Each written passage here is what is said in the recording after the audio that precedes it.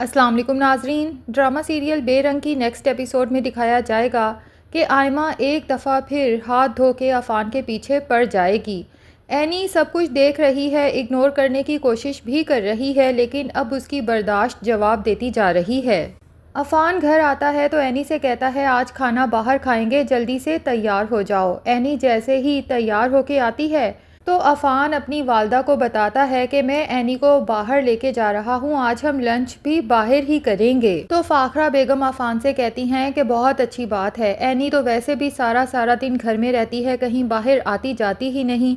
अच्छा है तुम अपने साथ ले जाओगे तो इसकी भी आउटिंग हो जाएगी। एनी को तो फ़ाखरा बेगम की ये मोहब्बत और केयर बहुत अच्छी लगती है, इसलिए उनका शुक्रिया अदा करती है। अब आयमा जल्दी से तैयार होके वहाँ पहुँच जाती है। फटाफट अफ़ान को हुक्म सुना देती है कि अफ़ान तुम और एनी बाहर तो जाने ही लगे हो, रास्ते में ही मेरी दोस्त का घर आता है, मुझे वहाँ ड्रॉप कर देना। अफ़ान को तो आयमा पे बहुत गुस्सा आता है कि ये कबाब में हड्डी बनने की कोशिश कर रही है। बहरहाल उसे कहता है कि आयमा हम उस रास्ते से नहीं जा रहे।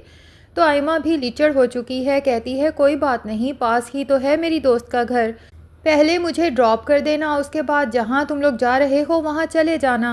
अब अफ़ान तो आयमा को टालने की कोशिश करता है, लेकिन एनी कहती है अफ़ान कोई बात नहीं, हम पहले आयमा को ड्रॉप कर देंगे, और आयमा को साथ चलने का कहती है। अफ़ान जब गाड़ी में जाके बैठता है उसे तो एनी पर बहुत गुस्सा आता है कि आखिर क्या ज़रूरत थी इस आयमा को साथ चिपकाने की। अब जब एनी और आयमा भी बाहर निकलते हैं तो आयमा तो पहले ही आगे पहुंच जाती है और फ्रंट सीट का दरवाज़ा खोल के वहां बैठने लगती है। तो एनी भी फटाफट वहां पहुंच के आयमा से कहती है कि आयमा ये मेरी जगह है, बेहतर है कि तुम पीछे बैठ जाओ।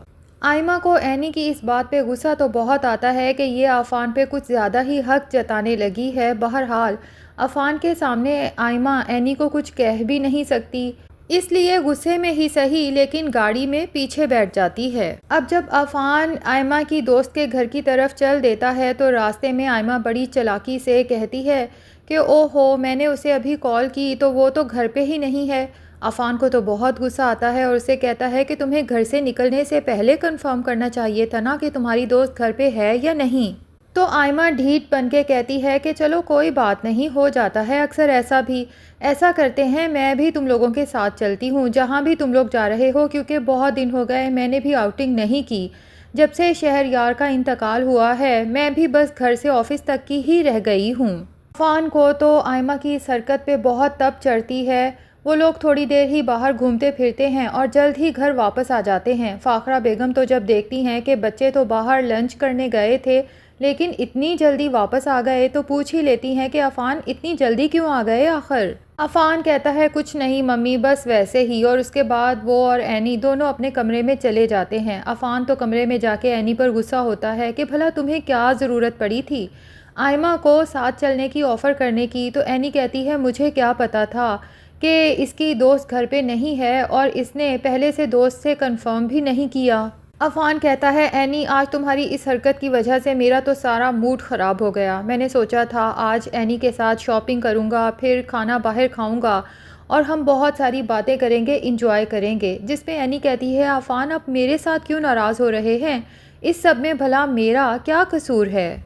दूसरी तरफ आयमा जब अपने कमरे में जाती है तो अपनी माँ को बहुत खुश होकर कहती है कि देखा आपने अपनी बेटी की चालाकियों को, कैसे मैंने इन दोनों लव बर्ड्स के सारे प्लान ख़राब किए। बड़ा सोच रहे थे शॉपिंग करेंगे, इंजॉय करेंगे, बाहर खाना खाएंगे, मैंने भी ऐन वक्त पे जानबूझ के ड्रामा किया था। मैंने तो अपनी किसी दोस्त के घर जाना भी नहीं था, इसीलिए मैंने रास्ते में ही इन दोनों से कहा कि भाई मेरी दोस्त तो घर पे है ही नहीं, इसलिए अब मैं भी आप दोनों के साथ चलूँगी। मम्मी आप देख लीजिएगा ये जो एनी बहुत इतराती है ना अफ़ान का साथ पाने पे, मैं इसका ये सारा गरूर तोड़ के रहूँगी, मिट्टी में मिला के रहूँगी, क्योंकि एक ना एक दिन अफ़ान को मैं अपना के रहूँगी। अब आयमा हर आए दिन अफ़ान के साथ ही ऑफिस जाने के कोई ना कोई बहाने ढूंढ ही लेती है, जिसकी वजह से अफ़ान को चारों नाचार उसे लिफ्ट देना ही पड़ती है।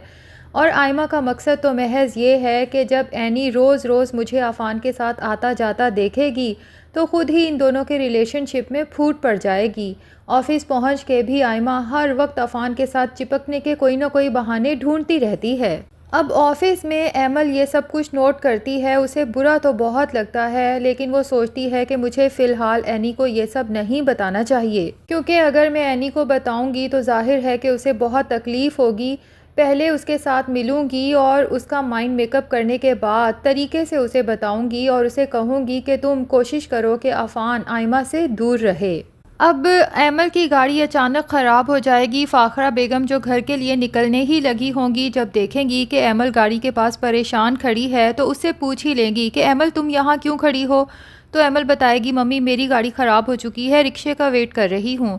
जिस पे फ़ाखरा बेगम कहेंगी कि ये क्या बात हुई, मुझे बताना था ना, चलो मेरे साथ, मैं तुम्हें घर लेके चलूँगी। एमल कहती है मम्मी मैं घर नहीं जा सकती, वहाँ अम्मा अब्बा वेट कर रहे होंगे। जिस पर फ़ाखरा बेगम कहती हैं कि तुम उन्हें कॉल करके बता दो कि तुम मेरे साथ हो। इतना फोर्स करने पे आखिर एमल मान ही जाती है। फ़ाखरा बेगम के साथ जब घर पहुँचती है तो दुर्दाना और आयमा तो एमल को देखते ही गुस्से में आ जाती हैं कि ये यहाँ पर कैसे आ गई, इतनी मुश्किल से तो इसे घर से निकाला था। अब फ़ाखरा बेगम एमल से कहती हैं कि बेटा तुम अपने कमरे में जाओ, फ्रेश हो जाओ, थोड़ी देर रेस्ट कर लो, फिर मिल के खाना खाएंगे। जिस पे आयमा फ़ौरन बोल पड़ेगी कि आप इसको उस कमरे में कैसे भेज सकती हैं, वो कमरा अब मेरा है।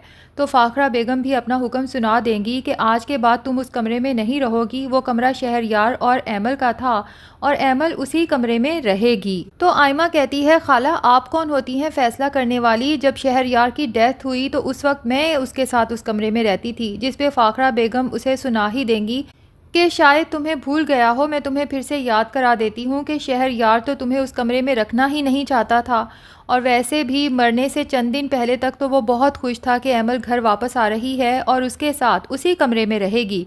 इसलिए ज़्यादा ड्रामा क्रिएट करने की ज़रूरत नहीं है, अपना सामान उठाओ और नीचे वाले कमरे में शिफ्ट हो जाओ। एमल जब देखती है कि बात बहुत बिगड़ रही है तो फ़ाखरा बेगम से कहती है मम्मी आप टेंशन ना लें, मैं घर के किसी भी कमरे में जाके रेस्ट कर लेती हूँ। वैसे भी अब उस कमरे में जाके मैं क्या करूँगी जहाँ शहरयार ही नहीं है। तो फ़ाखरा बेगम कहती हैं क्यों तुम किसी और कमरे में रहोगी, वो तुम्हारा और शहरयार का कमरा था और तुम वहीं पे जाओगी। अब दुर्दाना और आयमा को तो फ़िक्र लाहक हो जाती है और वो सोचती हैं कि ये बहनें फिर से इस घर में अपने कदम जमा रही हैं। हम तो प्लान कर रहे थे कि एक बहन निकल गई है, दूसरी को अब निकालना बाकी है।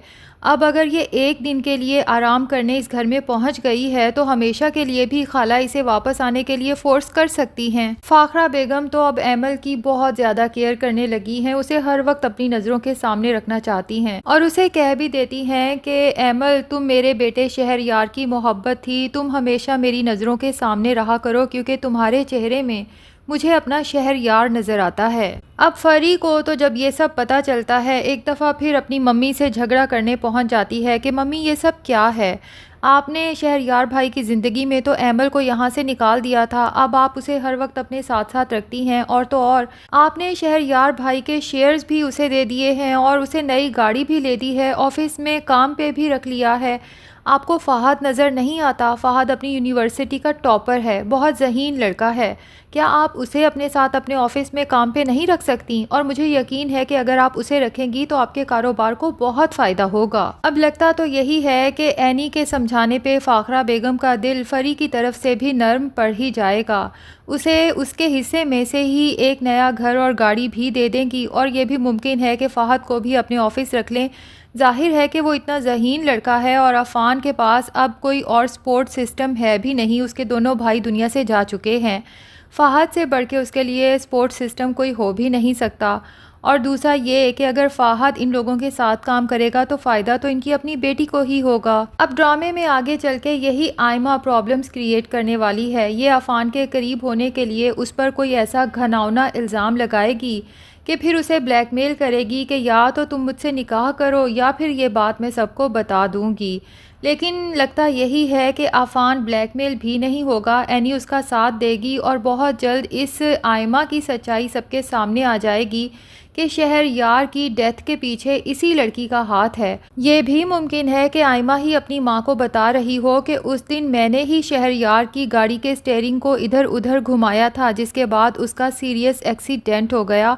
शुक्र करें कि आपकी बेटी बच गई, लेकिन अच्छा ही हुआ कि शहरयार मर गया, अगर वो ज़िंदा रहता तो एमल को तो उसने घर वापस लाना ही था, साथ ही उसने मुझे भी ये कह दिया था कि मैं तुम्हें तलाक दे दूंगा, उसके बाद तुम किसी बेहतर लड़के से शादी कर लेना। और आयमा की ये सब बातें या तो घर का कोई फ़र्द सुन लेगा या फिर कोई मुलाजिम सुन लेगा, जिसके बाद इस आयमा के ख़िलाफ़ तो सख्त से सख्त कार्रवाई होने वाली है। तो नाजरीन, आपको ड्रामा कैसा लग रहा है कमेंट सेक्शन में ज़रूर बताएं, और अगर हमारे चैनल पे नए हैं तो प्लीज़ चैनल को भी सब्सक्राइब कर लें।